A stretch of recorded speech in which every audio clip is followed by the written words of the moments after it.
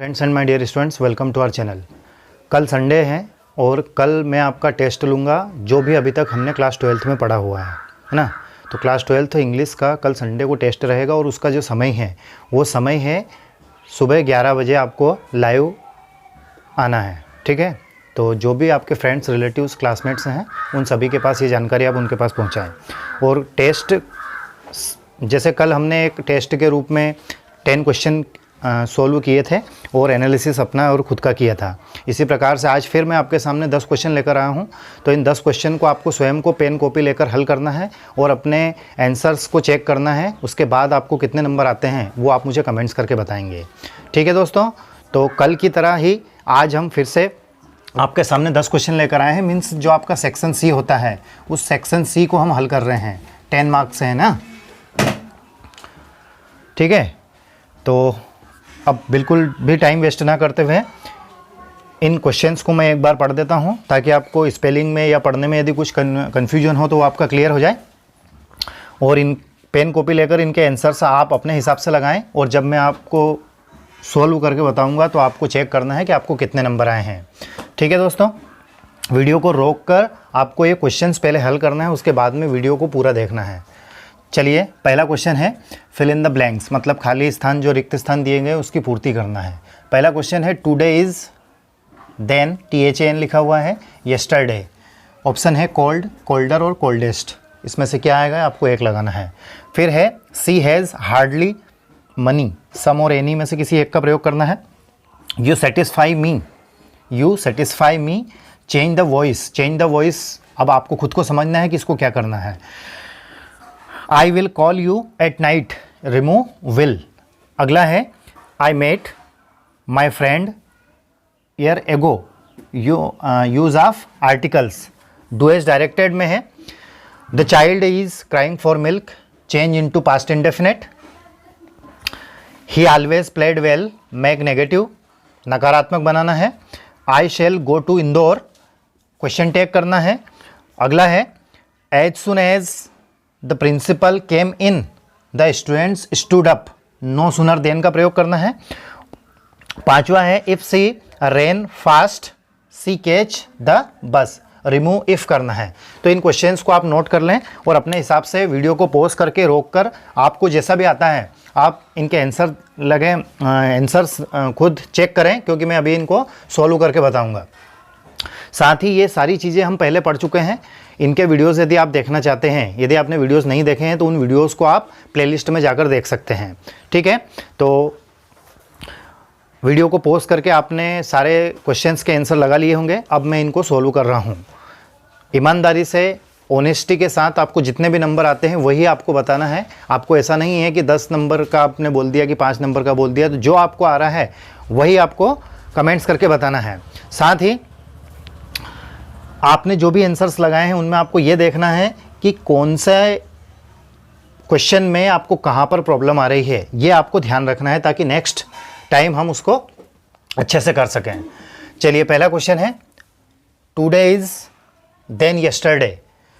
अब देखिए यहाँ पर एक कीवर्ड दिया गया है देन, THAN। इस साल तो हम YouTube के माध्यम से या ऑनलाइन हम पढ़ रहे हैं, तो अभी तक हमने डिग्रीज ऑफ कंपैरिजन नहीं पढ़ा है। लेकिन जो हमारे साथ पहले से जुड़े हुए हैं उन्होंने पढ़ा है और पिछले वीडियोस में मैं ऑलरेडी डिग्रीज ऑफ कंपैरिजन के वीडियोस प्रोवाइड कर चुका हूं। तो वो यदि आपने नहीं देखे तो उनको देखना आप। यहाँ पर एक कीवर्ड दिया गया है देन, THAN, देन। देन का अर्थ ये होता है कि इसका जो प्रयोग किया जाता है वो तुलना करने के लिए किया जाता है ना। और ये कॉम्परेटिव डिग्री में प्रयोग में लाया जाता है। तो कॉम्परेटिव डिग्री क्या होती है, जैसे आपने पढ़ा होगा गुड, बेटर और बेस्ट आपने पढ़ा है ना। तो ये पॉजिटिव डिग्री होती है, ये कॉम्परेटिव डिग्री होती है और ये सुपरलेटिव डिग्री होती है। तो कॉम्परेटिव डिग्री के साथ में हमेशा देन का प्रयोग होता है, THAN, देन का प्रयोग, ठीक है। तो देखिए यहाँ पर कोल्ड, कोल्डर और कोल्डेस्ट, तो ये पॉजिटिव डिग्री हो गई, ये कॉम्परेटिव डिग्री हो गई और ये सुपरलेटिव डिग्री हो गई। तो यहाँ पर जो सही आंसर रहेगा वो आएगा कोल्डर, ठीक। इसके बाद में अगला है सी हैज़ हार्डली मनी, सम और एनी में से किसी एक का प्रयोग करना है। तो ये भी हमने बहुत अच्छे से क्लियर करके पढ़ा है। जिन स्टूडेंट्स ने अच्छे से डीपली पढ़ा है उनका आंसर बिल्कुल सही होगा, इस बात की मैं गारंटी देता हूँ। या जो हमारे साथ पहले से जुड़े हुए हैं या लास्ट ईयर या उसके पहले मैंने जिन जिन स्टूडेंट्स को भी पढ़ाया है उन्होंने उम्मीद करता हूँ कि सही किया होगा, और सही नहीं भी किया है तो कोई दिक्कत नहीं है, इसीलिए हम सीखने का प्रयास कर रहे हैं। तो इस क्वेश्चन का जो अर्थ हो रहा है, इस क्वेश्चन को हम देखते हैं तो इसमें एक वर्ड आया है हार्डली। ये हार्डली एक नेगेटिव सेंस देता है। क्या देता है? Negative sense. नेगेटिव सेंस का अर्थ ये है कि इस वाक्य को ये नकारात्मक बनाता है। ठीक, अब इस वाक्य में ना तो डिड नॉट है ना इज़ नॉट है, मतलब दिखने में ये नेगेटिव नहीं लग रहा है, लेकिन इसके अर्थ को यदि देखा जाए तो ये नकारात्मकता दर्शाता है। ऐसे वर्ड्स हैं, कौन कौन से वर्ड्स हैं मैं आपको बता देता हूँ जो वाक्य को नेगेटिव बनाते हैं, मीन्स सेमी नेगेटिव बनाते हैं। वो है जैसे बेयरली, ठीक है, हार्डली, स्कैर्सली।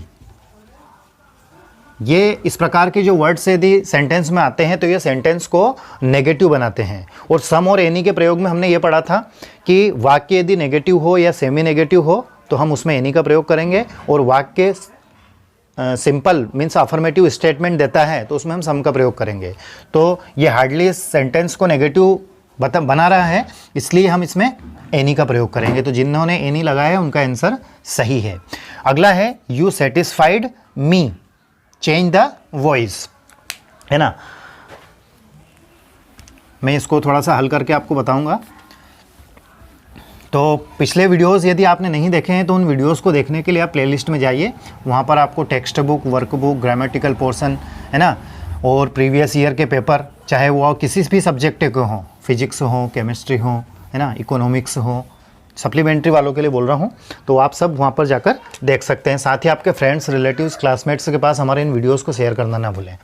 तो क्वेश्चन की बात करें तो you satisfy me, change the voice. Change the voice का अर्थ है कि यहाँ यदि एक्टिव वॉइस दिया गया है तो पैसिव वॉइस करना है, और पैसिव वॉइस दिया गया है तो एक्टिव वॉइस करना है। तो ये क्या है? एक्टिव वॉइस सेंटेंस है, इसको पैसिव वॉइस करना है। तो इस सेंटेंस में सबसे पहले हम ये देखते हैं कि दिया गया सेंटेंस किस टेंस का है, वो पता चलता है उसकी वर्ब से। इसकी तीनों फॉर्म होती है, सेटिस्फाई, सेटिस्फाइड और सेटिस्फाइड। तो ये वर्ब की फर्स्ट फॉर्म है। अब वर्ब की फर्स्ट फॉर्म है तो ये प्रेजेंट इंडेफिनिट का हुआ। क्यों? क्योंकि प्लूरल के साथ वर्ब में एस नहीं लगता है, दैट मीन्स प्रेजेंट इंडेफिनिट है। प्रेजेंट इंडेफिनिट है, उसके बाद में हम वर्ब, ऑब्जेक्ट और सब्जेक्ट फाइंड आउट करते हैं। अब ऑब्जेक्ट को सब्जेक्ट के स्थान पर, तो ये मी का सब्जेक्ट केस में क्या हो जाता है? आई हो जाता है। अब प्रेजेंट इंडेफिनिट का सेंटेंस है तो इसके आगे वाले टेंस मतलब प्रेजेंट कंटिन्यूअस की हेल्पिंग वर्ब आएगी, और वो होती है इज, एम, आर। तो आई के साथ में आर आता है, कुछ ने बोल दिया होगा कि हाँ, है ना। तो आई के साथ में क्या आता है? एम आता है। आई एम हो गया। अब वर्ब की थर्ड फॉर्म आती है तो वो होती है सेटिस्फाइड। वाई हट जाएगा और वाई के स्थान पर आई और उसमें ईडी, ठीक है। तो I am satisfied by you होना चाहिए, लेकिन ये सेटिस्फाइड वर्ब एक ऐसी है कि इसके साथ में फिक्स प्रीपोजिशन विद लेकर आती है। क्या लेकर आती है? विद। तो सेटिस्फाइड विद यू। क्लियर है? ये आपका आंसर हो गया है। नेक्स्ट क्वेश्चन की यदि हम बात करें तो क्या था? I will call you at night, remove will का प्रयोग करना है। ये भी हमने हमारे वीडियो के माध्यम से, हमारे चैनल के माध्यम से अच्छे से कवर किया है। पिछले वीडियोस जरूर आप देखें, है ना, आपके लिए काफ़ी हेल्पफुल होंगे। रिमूव विल, रिमूव विल का अर्थ ये है कि वाक्य में जहाँ पर विल दिया गया है इस विल को हटाना है। विल को हटाना है तो विल को हटाने के लिए हम किसका प्रयोग करेंगे? यहाँ पर गोइंग टू का प्रयोग करेंगे, ठीक है।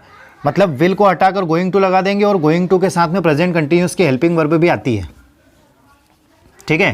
तो आंसर क्या हो जाएगा? आई के साथ में क्या आता है? एम आता है। विल को हटाया, विल के स्थान पर क्या लगा दिया? गोइंग लगा दिया, गोइंग टू लगा दिया, और पूरा वाक्य ऐसा कैसा ही, कॉल यू एट नाइट, ठीक है। नेक्स्ट क्वेश्चन है question number 5। I met, MET verb की सेकंड फॉर्म है, my friend year ago. Use of article, use of article का अर्थ ये है कि ए, एन, द या फिर फाई, जीरो आर्टिकल का भी प्रयोग हो सकता है। तो इनमें से किसी एक का प्रयोग करना है।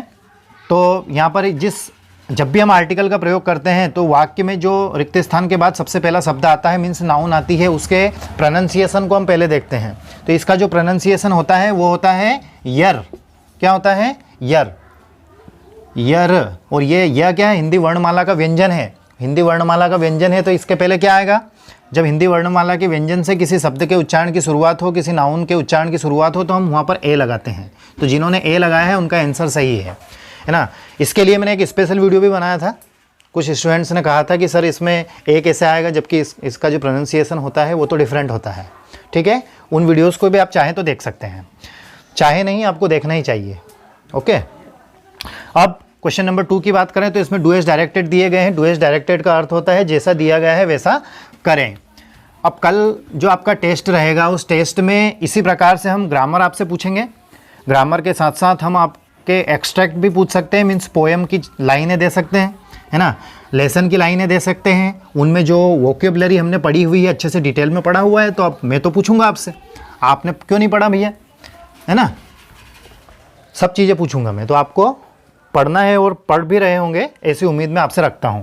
अब बात करते हैं डू एज डायरेक्टेड की। तो पहला क्वेश्चन है the child is crying for milk, change into past indefinite.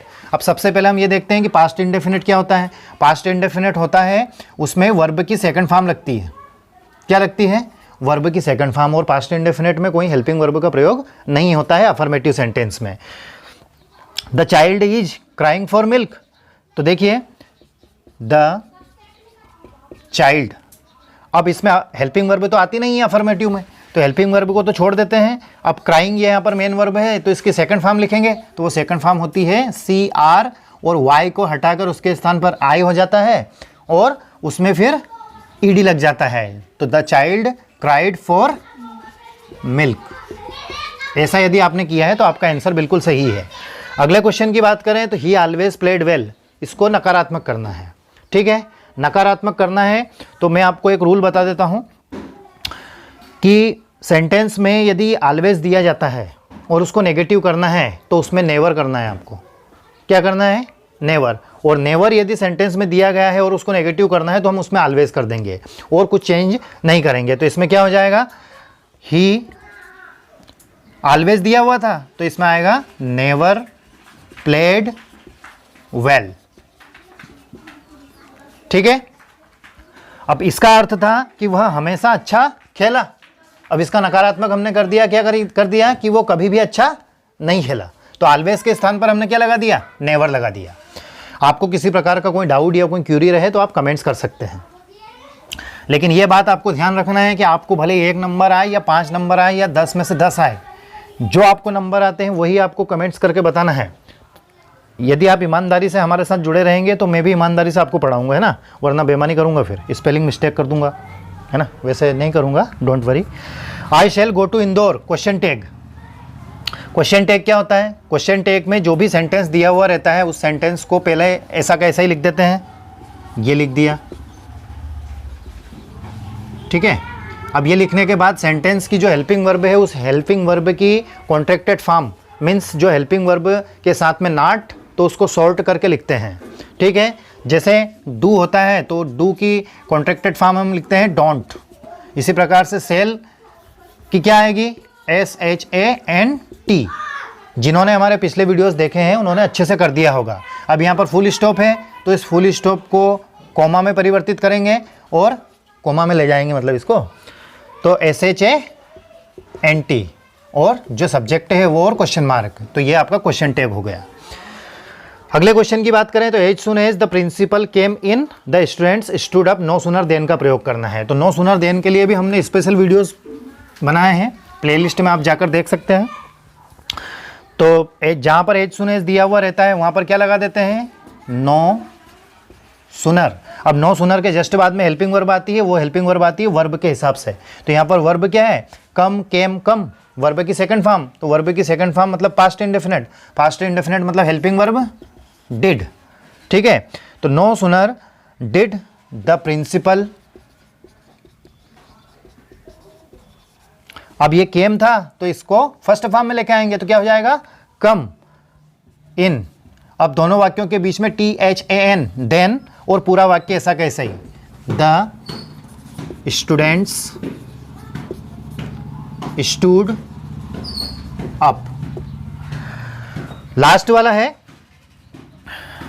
इसमें रिमूव इफ करना है। रिमूव इफ मतलब वाक्य से इफ को हटाना है। If she run fast she can catch the bus. तो देखिए जहां पर इफ दिया गया है उस इफ के स्थान पर हम क्या लगा देंगे, अनलेस लगा देंगे। Unless C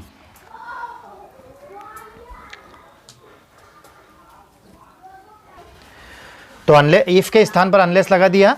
C ran fast she can not catch the bus. देखिए इसका वाक्य का अर्थ था यदि वह तेज दौड़ती तो बस पकड़ती। यदि वह तेज दौड़ती या दौड़ी तो बस पकड़ सकती थी। अब यहां पर हमने अनलेस लगा दिया तो अनलेस का अर्थ होता है नहीं दौड़ती। यदि वह तेज नहीं दौड़ती या दौड़ी पास्ट में तो वह बस नहीं पकड़ सकती थी। समझ में आ रहा है? मतलब इधर नेगेटिव हो गया तो फिर इधर भी हमें नेगेटिव ही करना पड़ेगा। तो ये 10 क्वेश्चन थे। इन 10 क्वेश्चंस के आंसर मैंने आपको एक्सप्लेन करके बताए हैं। आपने वीडियो को पोस्ट करके उम्मीद करता हूं कि आपके आंसर्स लगाए होंगे और चेक भी किए होंगे कि आपको कितने नंबर आए हैं। उन नंबर्स को आपको कितने मार्क्स आए हैं वो आप मुझे कमेंट्स करके बताएंगे। और कल का जो क्लास 12th का जो टेस्ट है उसका टाइम है सुबह 11 बजे, जिसमें चैप्टर नंबर 1 से लगाकर चैप्टर नंबर 11 तक के क्वेश्चन आंसर, वोकेबलरी है ना, और ग्रामर में जो भी हमने अभी तक पढ़ा है वो सारी चीज़ें मैं उनमें से कुछ भी पूछ सकता हूँ। ठीक है, लगभग 50 नंबर का आपका पेपर रहेगा। ठीक है दोस्तों, तो अच्छे से तैयारी करें। किसी प्रकार का कोई डाउट या कोई क्यूरी रहे तो आप मुझे कमेंट्स कर सकते हैं। Thank you very much for watching. और अपने फ्रेंड्स क्लासमेट्स के पास हमारे इन वीडियोज़ को शेयर करना ना भूलें। Thanks once again.